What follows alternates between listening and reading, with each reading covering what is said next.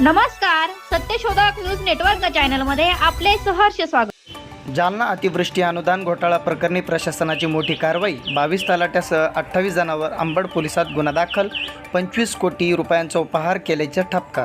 जालना अतिवृष्टी अनुदान घोटाळा प्रकरणी प्रशासनाची मोठी कारवाई केली असून 22 तलाट्यासह 28 जणांवर अंबड पोलिसात गुन्हा दाखल करण्यात आला आहे।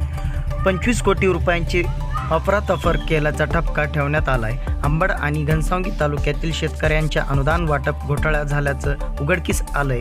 त्यानुसार चौकशी अंती 22 तलाट्यांना निलंबित करून प्रशासनाने विभागीय चौकशी सुरू केली।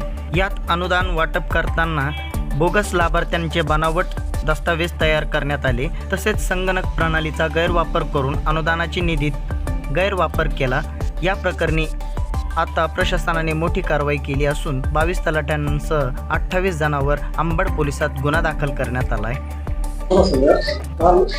अतिवृष्टी अनुदान प्रकरणी काही तलाट्यावर गुन्हे दाखल झाल्याची माहिती आहे। बरोबर आहे। काल तक्रारदार विलास मल्हारी कोमटवार सहाय्यक महसूल अधिकारी उपविभागीय अधिकारी कार्यालय अंबड यांच्या तक्रारीनुसार तो सदरचा गुन्हा दाखल झालेला आहे।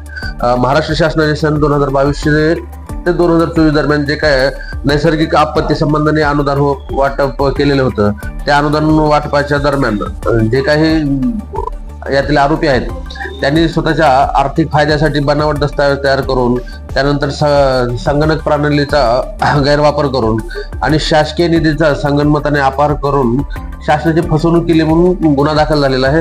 गुन्हा दाखल BNS कलम 316, 316(5), 318, 324, 336, 338, 340, 339, 238, 3(5) BNS चे हे कलम आहेत, याप्रमाणे सदरचा गुन्हा दाखल झालेला आहे।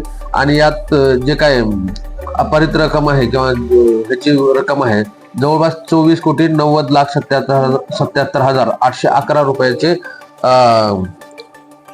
अपहार केला म्हणून सदरचा गुन्हा दाखल आहे।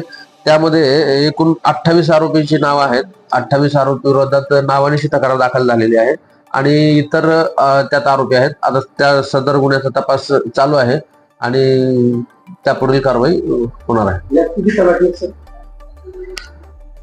यात तलाठी, कृषी सहाय्यक वगैरे असे निश्चित एकूण 28 आरोपी विरोधात त्यांनी तक्रार दिलेली आहे। 28 आरोपी मध्ये जे त्यांचे पद आता वगैरे ते नंतर समजतील की त्यात तलाठी किती आहेत, कृषी सहाय्यक वगैरे काय जे आहे ते, पण त्यांनी देताना 28 आरोपी विरुद्ध नावानिशी दिलेले आहे आणि इतर असं टाकलेलं आहे। तर इतर मध्ये कोण आहे काय आहे हा तपासामध्ये निष्पन्न होईल। इतर आरोपी दिलेले आहेत त्याचा अर्थ तपासामध्ये जर आणखी आरोपी निष्पन्न होत असेल तर आरोपी संख्या वाढू शकते। सध्या तर आरोपी अटक नाही केलेले, आरोपीच्या शोधासाठी पथक रवाना आहे। आरोपी नाही अटक केली सध्या।